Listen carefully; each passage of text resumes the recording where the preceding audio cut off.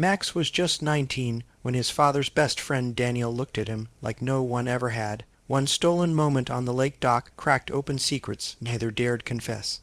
Skipping stones turned to lingering touches. A single kiss behind the boathouse threatened to destroy a family vacation meant to look perfect. Mac's father suspects, Daniel's son watches, Sarah knows too much. When desire crosses a line, shame and longing burn hotter than any summer sun. As Max stands torn between his father's trust and Daniel's touch, one question hangs in the air. Will he risk everything for a taste of freedom and forbidden love, or will he drown in secrets that can't stay buried?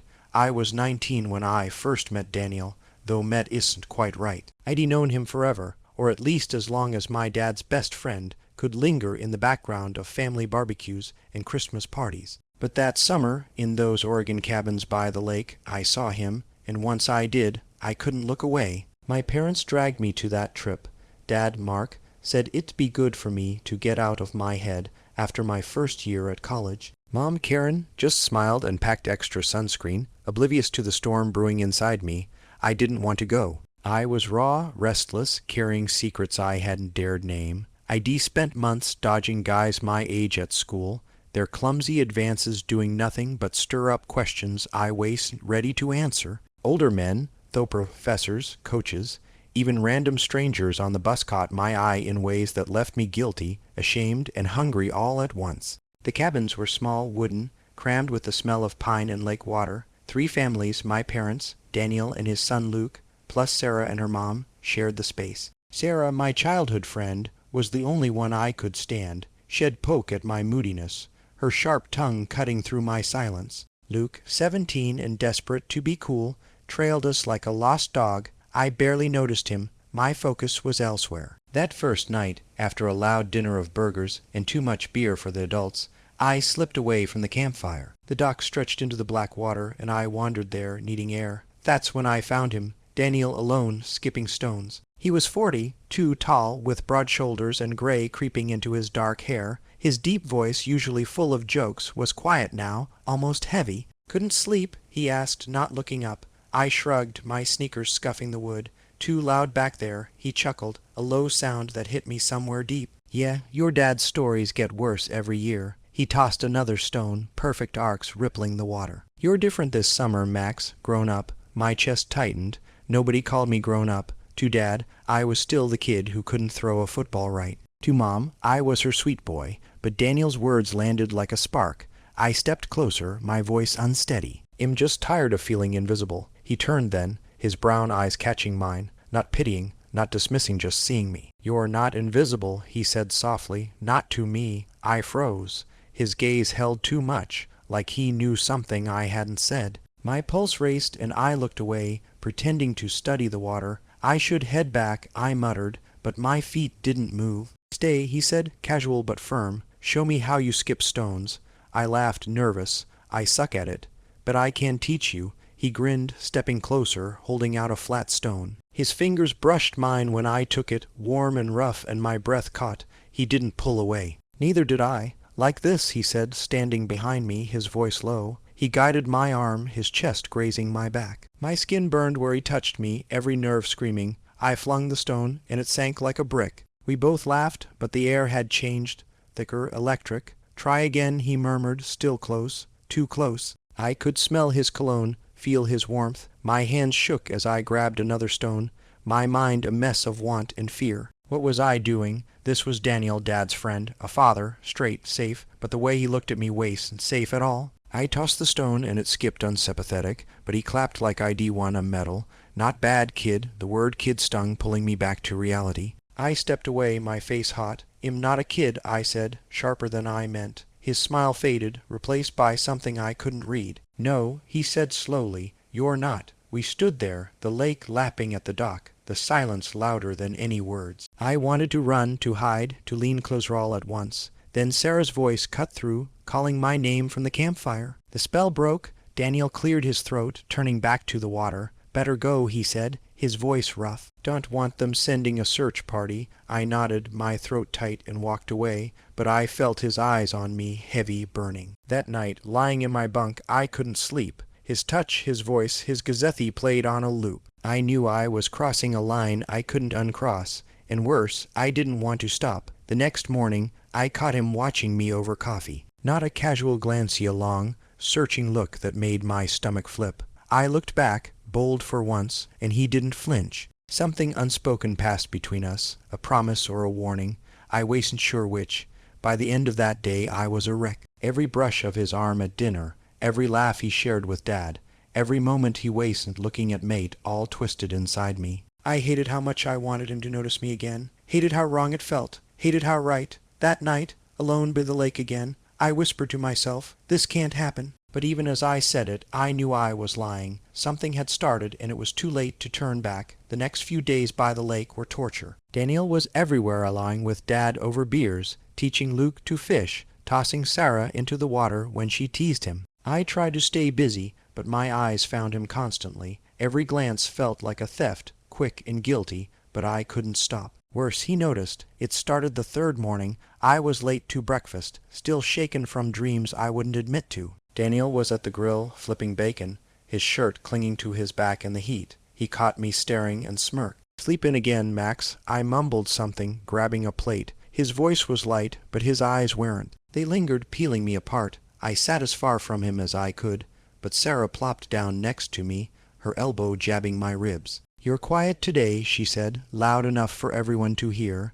Dreaming about someone. My fork slipped, clattering to the table. Daniel's head tilted, amused. "Leave the guy alone," he said, sliding a piece of bacon onto my plate. His fingers brushed mine deliberate, I was sure. My skin buzzed, and I pulled my hand back too fast, knocking over my juice. Sarah laughed, but Daniel just handed me a napkin, his gaze steady. "Easy there," he murmured. The words hit like a spark. After breakfast, Dad announced a group hike. I groaned, but there was no escaping. Daniel led the way, his long strides easy, while I lagged with Sarah. She kept shooting me looks, like she knew something was off. "You're acting weird," she whispered.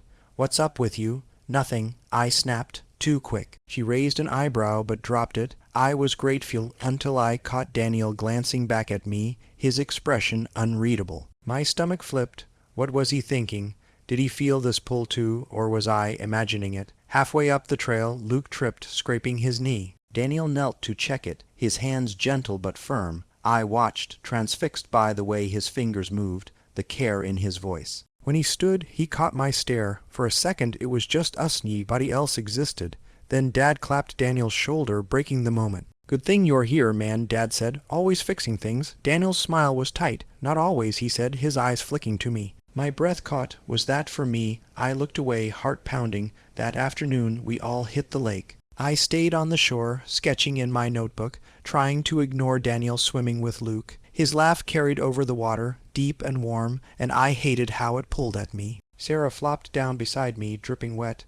"Why aren't you swimming?" "Not in the mood," I said, shading a pointless line. She squinted at me, then at Daniel, who was climbing onto the dock, water streaming down his chest. "You sure about that?" she asked, her tone too knowing. I glared at her, but she just grinned and ran back to the water. Later, as the sun dipped, Daniel offered to show us how to clean fish. I didn't care about fish, but I joined anyway, drawn to him like a moth. He stood close, his arm brushing mine as he demonstrated. "Hold it like this," he said, guiding my hand over the knife. His voice was low, meant for me alone. My pulse raced, and I fumbled, the fish slipping. He caught it, his hand covering mine. "Steady," he said, but his grip lingered too long. I met his eyes, and something raw passed between us went, fear, a question neither of us dared ask. "Max, you're hopeless," Luke whined, breaking the spell. Daniel stepped back, clearing his throat. I muttered an excuse and bolted to the cabin, my face burning. What was I doing? He was Dad's friend. He had a kid. This was insane. That night we played cards outside. Daniel sat across from me, his knee brushing mine under the table. I froze, but he didn't move. Every time our eyes met, it was like a jolt sharp, dangerous. When he dealt the cards, his fingers grazed mine again. I flinched, dropping my hand. Dad didn't notice, too busy arguing with Mom, but Sarah's eyes narrowed. She knew something was up. After cards, I escaped to the dock again. I needed space, but Daniel followed. "You okay?" he asked, sitting beside me. His voice was soft, concerned, but it only made things worse. "Fine," I lied, staring at the water. My hands shook. I wanted to scream, to run, to lean into him. Instead, I said, "Why do you keep looking at me?" He went still. For a second, I thought he'd deny it. Then he sighed, running a hand through his hair. I don't know, Max. I shouldn't, but I can't help it. My heart stopped. He felt it too. This wasn't just me, but the weight of it. Dad, Luke, everyone crushed me. We can't, I whispered, my voice breaking. I know, he said, but his hand moved, resting on my knee. Just for a second, but it burned through me. Then he pulled back, standing. I'm sorry, I'll stay away. He walked off, leaving me alone with the lake and a hunger I couldn't shake. I wanted him to stay away. I wanted him closer. I was drowning in it, and I didn't know how to stop. The days after Daniel's promise to stay away were worse than before. He kept his word mostly. No more lingering touches, no private talks by the dock. But his eyes betrayed him. Every stolen glance at dinner or during group swims hit me like a punch. I hated it. I hated how much I missed his attention. I tried to focus on Sarah, on Luke, on anything else, but my thoughts always drifted back to him. I was unraveling, and I couldn't hide it. It was a week into the trip when everything changed. The adults planned a night out at a nearby bar, leaving us kids at the cabins. Luke begged to go with them, but Daniel shut him down. You're staying here, he said, his tone final. Luke sulked, and Sarah rolled her eyes, already planning to sneak off with her phone. I didn't care. I just wanted to survive the night without losing my mind. After they left, Luke crashed early, muttering about how unfair it was. Sarah disappeared to the porch, texting someone. I was alone in the main cabin, flipping through a book I wasn't reading, when Daniel walked in. Head stayed behind, claiming a headache. My heart slammed against my ribs. Thought you were with them, I said, my voice tight. Changed my mind, he said, grabbing a beer from the fridge. He leaned against the counter, watching me. You okay being here? I nodded, not trusting my voice. The air was heavy, like a storm waiting to break. He took a swig, his eyes never leaving mine. You've been quiet, he said. Something on your mind? I laughed bitter. You know what? He set the bottle down, slow, deliberate. Max, he started, but I cut him off. Don't, I said, standing. You said you'd stay away, so why are you here? He stepped closer, his jaw tight. Because I can't stop thinking about you. His voice was raw, like it hurt to say. My breath caught. I should have walked away, but my feet were glued to the floor. Daniel, we can't, I started, but he was already too close, his hand grazing my arm. My skin burned under his touch, every nerve screaming. I pulled back, shaking my head. This is wrong. I know, he whispered, but he didn't move away. His eyes searched mine, desperate, pleading. Tell me to stop, Max. Tell me, and I will. I opened my mouth, but nothing came out. I wanted to scream at him, to push him away, to beg him to stay. Instead, I stepped closer, my hands trembling. I can't, I admitted, my voice breaking. That was all it took. His hand cupped my face, rough and warm, and then his lips were on mine. It was soft at first, tentative, like he was giving me a chance to pull away. But I didn't. I kissed him back, hungry, desperate, pouring every sleepless night into it. His other hand gripped my waist, pulling me closer, and I felt his heart pounding as hard as mine. We stumbled against the counter, the kiss deepening, urgent. His stubble scraped my skin, grounding me in the moment, but my mind was spinning. This was Daniel, Dad's friend, Luke's father, the man I wasn't supposed to want. Guilt clawed at me, but desire burned hotter. I tangled my fingers in his hair, needing more, needing him. He broke the kiss, his forehead against mine, breathing hard. Max, he murmured, his voice wrecked. We shouldn't, don't say it, I begged, my hands still on him. Not now, he nodded, his thumb brushing my cheek. Okay, he whispered. Okay, we stood there, hearts racing, the world shrinking to just us. His hand slid to my neck, gentle but possessive, and I leaned into it, craving the contact. But then the porch door creaked. We froze. Sarah's voice called, Max, you in there. Panic hit like ice water. I shoved Daniel back, my face burning. He stepped away, grabbing his beer like nothing happened, but his hands shook. I smoothed my shirt, trying to breathe. Yeah, out here, I called, my voice too high. Sarah poked her head in, her eyes narrowing. What's going on? She asked, glancing between us. Daniel sipped his beer, casual, but I saw the tension in his jaw. Nothing, I said, too fast, just talking. She didn't buy it, but she shrugged. Whatever, I'm going to bed. She left, but her look lingered, sharp and suspicious. Daniel exhaled, running a hand through his hair. That was too close, he said, his voice low. We can't do this again. I nodded, but it felt like a lie. My lips still tingled, my body still hummed where head touched me. Yeah, I said hollow, we can't. He looked at me, his eyes dark with regret, and something else or something that matched the ache in my chest. I'm sorry, he said, and walked out, leaving me alone with the weight of what we'd done. I sank to the floor, my head in my hands. I'd crossed a line I couldn't uncross. I was terrified, ashamed, and worsey live in a way I'd never been before. I wanted to take it back. I wanted to do it again, and I knew deep down this was only the beginning. The kiss changed everything. I woke up the next morning with my heart racing, Daniel's touch still burning on my skin. I avoided his gaze at breakfast, terrified someone would see the truth in my eyes. He played it cool, joking with Dad, but I caught the way his hands gripped his coffee mug too tight. We were both walking a tightrope, and one slip could ruin everything. Sarah was the first to notice. She cornered me after lunch while I was stacking firewood. "You're acting weird again," she said, her arms crossed. "And don't say it's nothing. I saw you and Daniel last night. What was that?" My stomach dropped. "We were just talking," I said, stacking logs too fast. My voice sounded thin, unconvincing. She stepped closer, her eyes sharp. "Max, I'm not stupid. You were practically on top of each other. If your dad finds out, he won't." I snapped, panic clawing at me. "There's nothing to find out." She didn't believe me. "Be careful," she warned. "You're playing with fire." She walked off, leaving me shaking. Sarah, Noenjeven suspecting, was dangerous. She was loyal, but she loved drama. One wrong word to my parents and I was done. That afternoon we all went fishing. Daniel took the lead, showing Luke how to cast. I stayed back, pretending to focus on my line, but my eyes kept drifting to him. His shirt stretched across his shoulders, and I remembered how it felt to be pressed against him. He glanced my way just once, and it was enough to make my breath hitch. Dad was right there, laughing with Mom, oblivious. I wanted to scream. At dinner, things got worse. We were all crammed around the picnic table, passing plates of grilled fish. Daniel's knee brushed mine under the table.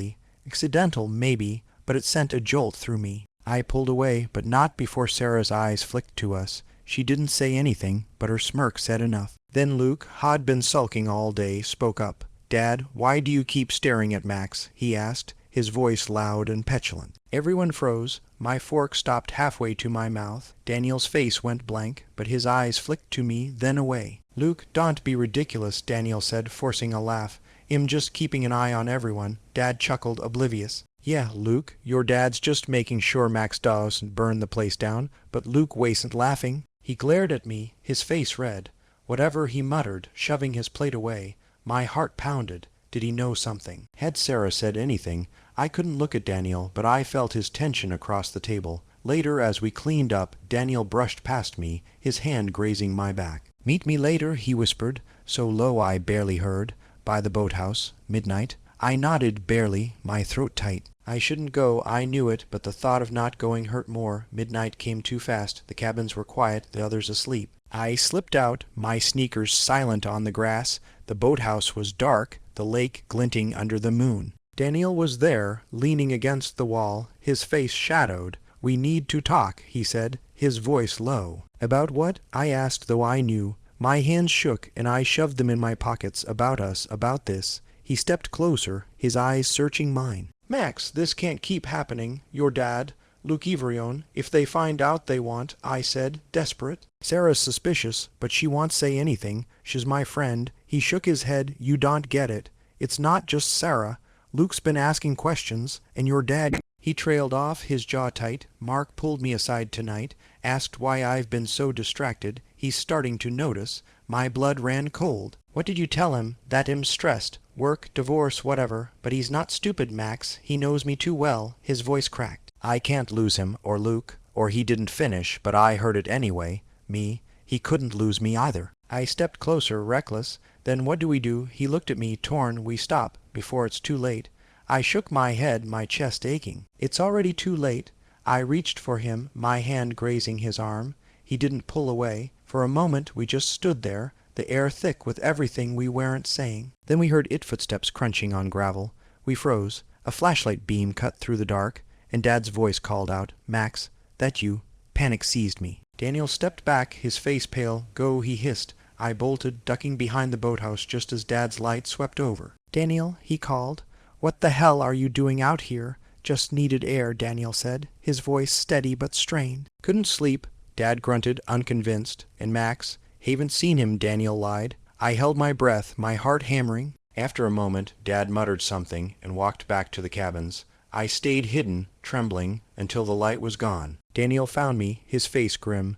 That was too close, he said. We're done, Max. No more. I nodded, but my chest felt hollow. I wanted to argue, to beg, but the fear in his eyes stopped me. I walked back to my cabin alone, the weight of his words crushing me. We were done, but even as I thought it, I knew I'd be at the boathouse tomorrow night, hoping he'd show up anyway. After Dad nearly caught us, I was a wreck. Every creak of the cabin, every glance from Sarah, felt like a spotlight. Daniel avoided me, sticking close to Luke or Dad, his face a mask of calm I didn't trust. I wanted to scream at him to demand answers, but the fear of being seen kept me silent. We were balancing on a knife's edge, and it was only a matter of time before we fell. The crisis hit 2 nights later, during a bonfire. Everyone was their parents' kids, even some neighbors from nearby cabins. The air was thick with smoke and laughter, but I barely heard it. Daniel sat across the fire, his eyes anywhere but on me. I hated it, hated him for pulling away, hated myself for caring so much. Sarah leaned close, her voice low. "You're staring again," she hissed. "Stop it before someone notices." I flinched, my face hot. "Am not," I lied, but she just rolled her eyes. Before I could argue, Luke stood, swaying a little. He'd snuck some beer, and his face was flushed with anger. "I'm sick of this," he shouted, pointing at me. "Why's everyone always talking about Max?" The chatter died. Dad frowned. "Luke, what's wrong with you?" he asked, but Luke wasn't done. "He's always with my dad," Luke spat, glaring at me, acting like he's so special. "It's disgusting." My heart stopped. Daniel's face went pale, but he stayed still, his hands clenched. Mom laughed nervously. "Luke, honey, calm down. Max and Daniel are just friends." "Friends," Luke sneered, turning to Daniel. "Then why's Max always sneaking around with you?" "I saw you by the boathouse last night, Dad."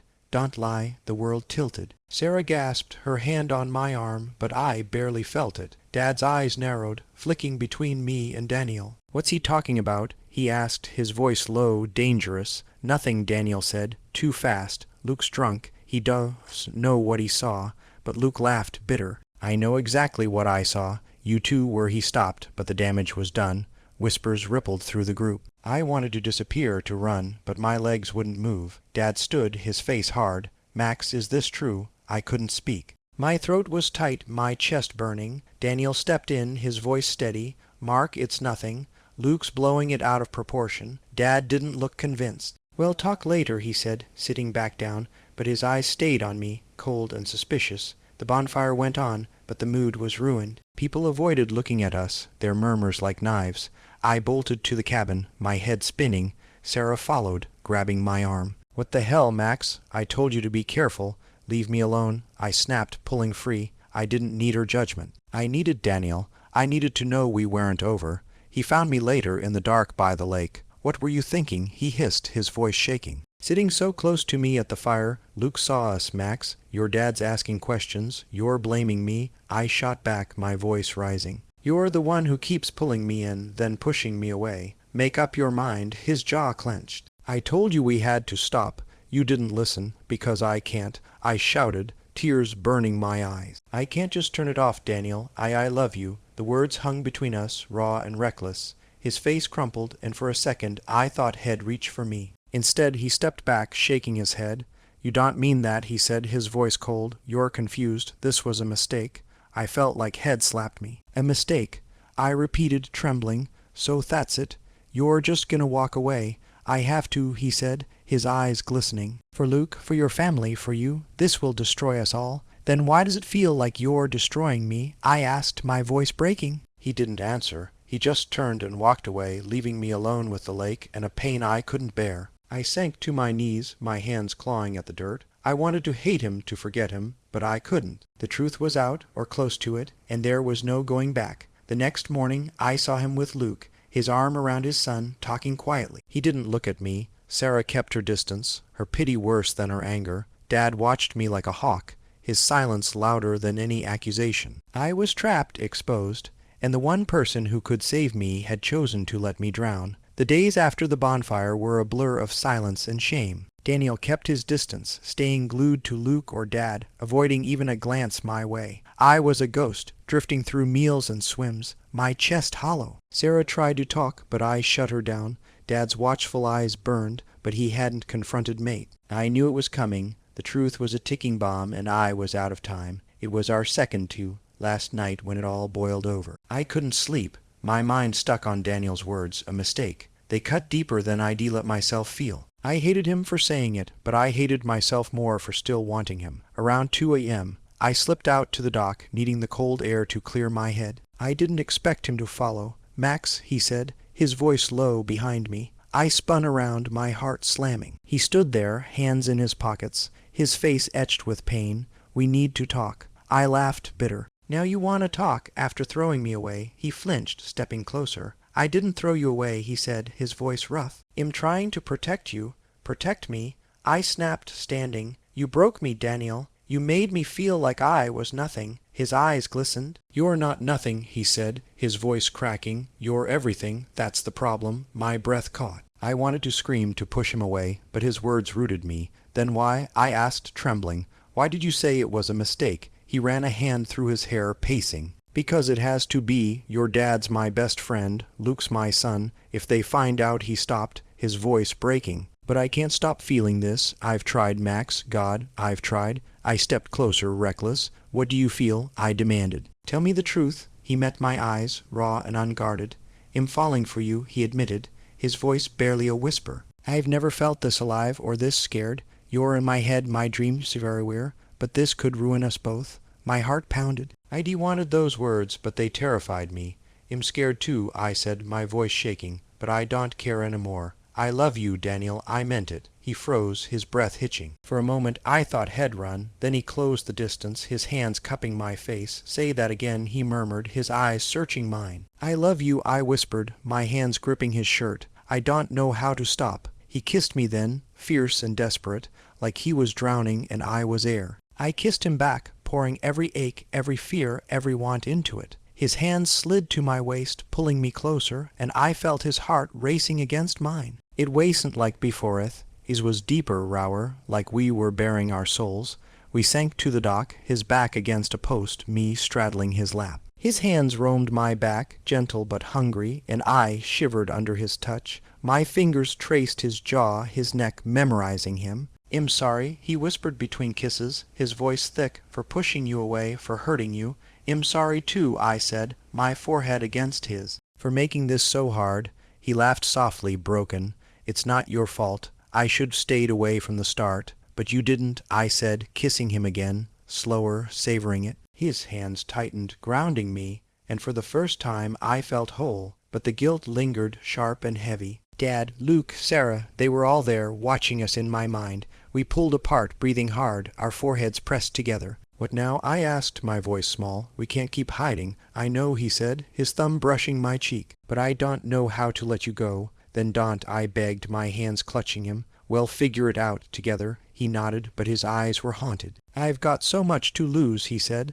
"Luke's already slipping away, and your dad's like family, but you," he swallowed hard. "You're worth it, Max. I just don't know if I'm worth the cost." "You are," I said, fierce. "You're worth everything." He kissed me again, softer, like a promise. We stayed there, tangled together, the lake lapping around us. For those moments it was just us, no fear, no consequences. But deep down I knew it couldn't last. The world was waiting, ready to tear us apart. As we stood to leave, his hand lingered in mine. "Tomorrow's our last day," he said, his voice heavy. "We need to be careful." I nodded, but my chest ached. Careful wasn't enough anymore. The truth was clawing its way out, and I didn't know how to stop either, if I even wanted to. The last day hit like a storm. Dad's eyes burned, suspecting me and Daniel. "At the final canoe trip," Sarah whispered, "Luke told your dad he saw you too." My heart sank. Back at the cabins, Dad cornered me. "Is Luke lying about you and Daniel?" he demanded. I froze. Daniel stepped in.